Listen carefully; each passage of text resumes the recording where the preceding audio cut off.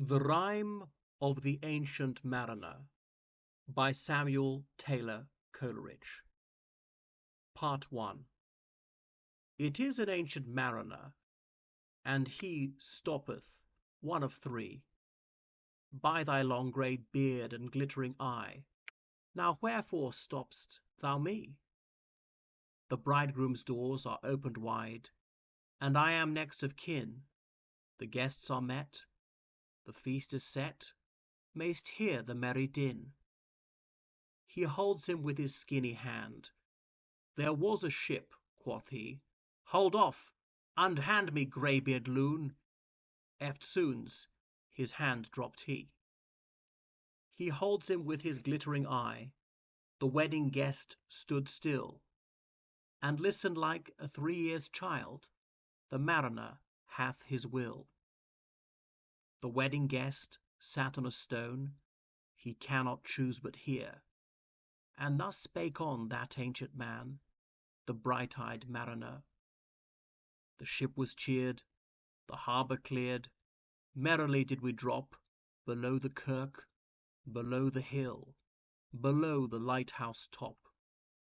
The sun came up upon the left, out of the sea came he, and he shone bright, and on the right went down into the sea.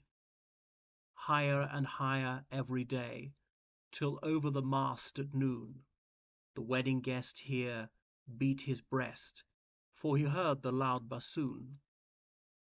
The bride hath paced into the hall, red as a rose is she, nodding their heads before her goes the merry minstrelsy. The wedding guest, he beat his breast, he cannot choose but hear, and thus spake on that ancient man, the bright-eyed mariner. And now the storm blast came, and he was tyrannous and strong, and struck with his o'ertaking wings, and chased us south along, with sloping masts and dipping prow, as who pursued with yell and blow, still treads the shadow of his foe, and forward bends his head. The ship drove fast, loud roared the blast, and southward aye we fled. And now there came both mist and snow, and it grew wondrous cold, and ice, mast high, came floating by, as green as emerald. And through the drifts, the snowy cliffs, did send a dismal sheen, nor shapes of men, nor beasts we ken, and ice was all between. The ice was here, the ice was there, the ice was all around.